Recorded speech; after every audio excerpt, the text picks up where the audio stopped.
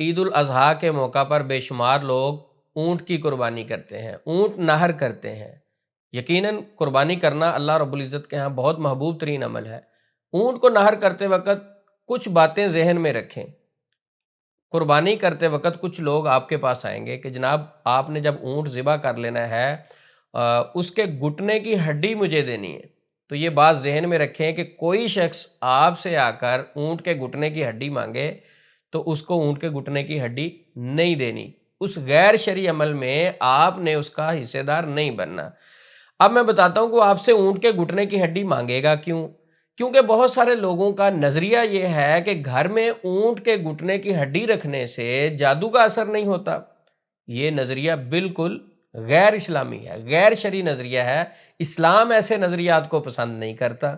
اب آپ ایک طرف قربانی کر رہے ہیں، اللہ کو راضی کرنے کی کوشش کر رہے ہیں، اور دوسری طرف کوئی ایسا شخص آئے جو آپ سے اللہ کی نافرمانی والا کام لے لے۔ یعنی آپ جب کسی کو اونٹ کے گھٹنے کی ہڈی دیں گے اس عقیدے اور اس نظریے کے ساتھ کہ یہ گھر میں رکھے گا اور اس کے گھر پہ جادو نہیں ہوگا، یقیناً یہ چیز اسلام میں نہیں ہے، تو اللہ اور اس کے رسول کی ناراضگی کا باعث بنیں گے آپ۔ تو اس لیے کوئی بھی شخص آپ سے آ کر اونٹ کے گھٹنے کی ہڈی مانگے گھر پہ نہ رکھیں۔ اب ایسے بہن بھائی جو گھر میں رکھتے ہیں اس نظریے کے ساتھ، ان سے میری نصیحت ہے کہ یہ غیر شرعی اور غیر اسلامی طریقہ ہے۔ اس کی کیا دلیل ہے؟ نبی مکرم صلی اللہ علیہ وسلم نے حجۃ الوداع کے موقع پر 100 اونٹ ذبح کیے۔ اگر یہ کوئی چیز اسلام میں ہوتی کہ گھر میں اونٹ کے گھٹنے کی ہڈی رکھنے سے جادو نہیں ہوتا تو یقیناً نبی صلی اللہ علیہ وسلم کے 1.5 لاکھ صحابہ میں سے ضرور 100 صحابہ تو یہ عمل کرتے، اور کچھ نہ کچھ صحابہ تو ضرور اونٹ کے گھٹنے کی ہڈی اپنے گھر میں لے کے جاتے، گھر میں رکھتے، یا نبی صلی اللہ علیہ وسلم کی تعلیمات میں ایسی بات ضرور ملتی۔ دیکھیں قربانی کرنی ہے، نبی صلی اللہ علیہ وسلم نے اس کا طریقہ بتایا، گوشت تقسیم کریں، سارے معاملات ہیں، لیکن اونٹ کے گھٹنے کی ہڈی گھر میں رکھنے سے جادو نہیں ہوگا، اسلامی تعلیمات میں یہ نہیں ہے۔ تو جب ہم کوئی ایسا عمل کریں گے جس سے اللہ اور اس کے رسول ناراض ہوں گے، فائدہ ہونے کے بجائے ہمیں نقصان ہوگا، بے برکتی ہوگی۔ جس چیز سے نبی صلی اللہ علیہ وسلم نے منع فرمایا ہو، منع کیا فرمایا ہے؟ آپ صلی اللہ علیہ وسلم نے ہر اس چیز کو شرک کہا ہے جو اللہ کے مقابلے میں اس کو پیش کیا جائے۔ یعنی جادو کا اثر ہوتا بھی اللہ کے حکم سے ہے اور اس کا اثر ختم بھی اللہ کے حکم سے ہوتا ہے۔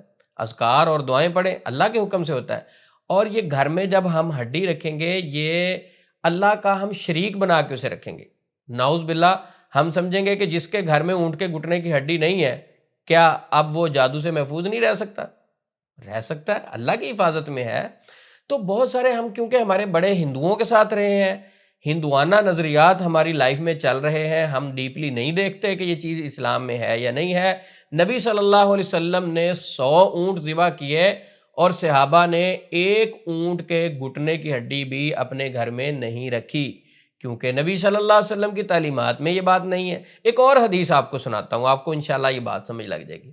نبی مکرم صلی اللہ علیہ وسلم کا فرمانے عالی شان ہے، العین تدخل الرجل القبر والجمل القدر، نظر بد انسان کو قبر میں اور اونٹ کو ہنڈیا میں لے جاتی ہے۔ اب یہ بات تھوڑا سا ٹھہر کے تسلی سے سوچیں کہ اونٹ اگر جادو سے آپ کو بچا سکتا ہے، نظر سے بچا سکتا ہے، اونٹ کے گھٹنے کی ہڈی آپ کو بچا سکتی ہے، تو اس کا مطلب اسے تو کچھ ہونا ہی نہیں چاہیے۔ اب اس حدیث کے مطابق جو ہمیں بات سمجھ لگ رہی ہے، نبی مکرم صلی اللہ علیہ وسلم نے فرمایا کہ نظر بد سے انسان جو قبر میں اور اونٹ ہنڈیا میں جا سکتا ہے۔ تو اونٹ بیچارہ خود نظر لگنے سے ہنڈیا میں جا سکتا ہے، وہ آپ کو نظر اور جادو سے کیسے بچا سکتا ہے؟ کیا اس اونٹ کے اندر گھٹنے کی ہڈی موجود نہیں ہے؟ اگر اس میں اتنی پاور ہو تو اونٹ کو ہی نظر نہ لگے، اونٹ کو ہی کچھ نہ ہو؟ تو یہ بہت سارے باطل نظریات ہماری لائف میں آتے ہیں۔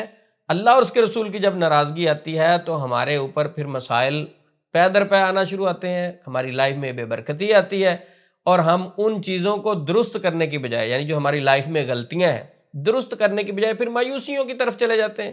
اور جب ہم ایک کام غیر شرعی کرتے ہیں، ایک کام غلط کرتے ہیں اپنی لائف میں، پھر اس کے بعد کوئی مسائل آتے ہیں تو پھر ہم غلط لوگوں کے پاس چلے جاتے ہیں، ایسے لوگوں کے پاس علاج کے لیے جاتے ہیں، سر ہمارے گھر میں یہ ہو رہا ہے وہ ہو رہا ہے، اور وہ آپ کو مزید پھر غلط گائیڈ کرتا ہے، خوف زدہ کرتا ہے، آپ کو غیر شرعی طریقے بتاتا ہے، آپ کی مدر کا نیم پوچھتا ہے، مریض اور مریض کی والدہ کا نام پوچھتا ہے، تصویریں مانگتا ہے، اور بے شک اور بہت سارے برائی کے رستے کھلتے ہیں۔ تو اس لیے ہم نے ایسے غلط نظریات سے اپنے آپ کو دور رکھنا ہے جس کا اسلام سے کوئی تعلق نہیں۔ شرک کے متعلق یہ بات ذہن میں رہے آپ کے کہ جو بندہ شرک کرتا اللہ شرک کو معاف نہیں کریں گے۔ زمین و آسمان کا خلا گناہوں سے بھر جائے، اللہ وہ سارے گناہ معاف کر دیں گے، لیکن اگر شرک کیا ہوگا تو اس کی کوئی معافی نہیں ہے۔ تو اگر آپ اپنے گھر میں اونٹ کے گھٹنے کی ہڈی اس نظریے سے رکھیں گے کہ یہ ہماری حفاظت کرنے والی ہے، یہ گھٹنے کی ہڈی ہماری حفاظت کرے گی، تو یہ بات ذہن میں رکھیں، آپ نے اللہ کے ساتھ شرک کیا۔ وہ کیسے کیا؟ کہ وہ توکل، وہ یقین جو آپ نے اللہ کی ذات پر کرنا تھا، اللہ کی کلام پر کرنا تھا، نبی پاک صلی اللہ علیہ وسلم کی مسنون دعاؤں پر آپ نے توکل کرنا تھا، وہ توکل آپ نے کس پہ کیا؟ اونٹ کے گھٹنے کی ہڈی پہ۔ اور کس ہڈی پہ؟ جو بیچاری کچھ کر بھی نہیں سکتی، جس سے کوئی فائدہ بھی نہیں ہونا، جس نظریے کا اسلام سے بھی کوئی تعلق نہیں ہے۔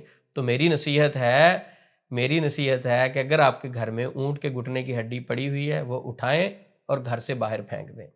اگر آپ اونٹ نہر کر رہے ہیں، آپ سے کوئی اونٹ کے گھٹنے کی ہڈی لینے آتا ہے تو اسے نصیحت فرمائیں، نصیحت کریں، سمجھائیں، وہ بھی ہمارا بھائی ہے، علم آگے پہنچائیں۔ جو حق اور سچ کی بات ہم تک پہنچتی ہے، ہمیں ہمارا حق بنتا ہے ہم آگے پہنچائیں۔ تو جب ہماری لائف سے شرکیہ معاملات ختم ہو جائیں گے، غیر شرعی چیزیں نکل جائیں گی، اللہ اور اس کے رسول کی تعلیمات اور روشنی آ جائے گی، تو انشاءاللہ ہماری روح تر و تازہ ہو جائے گی، ہماری زندگی میں سکون آ جائے گا۔ تو لہٰذا آخر پہ میں یہی کہوں گا کہ اگر آپ کے گھر میں اونٹ کے گھٹنے کی ہڈی پڑی ہے وہ نکال دیں، اگر کوئی لینے آتا ہے تو اسے سمجھائیں۔ کیوں؟ کیونکہ اس چیز کا اسلام سے کوئی تعلق نہیں ہے۔ اسلام ایسی چیزوں کو ناپسند کرتا ہے، اور جس چیز کو اسلام ناپسند کرے یقیناً اس میں خیر اور بھلائی نہیں ہو سکتی، اس میں ایک مومن اور مسلمان کا نقصان ہوتا ہے۔ اللہ رب العزت ہم سب کا حامی و ناصر ہو۔ السلام علیکم ورحمۃ اللہ وبرکاتہ۔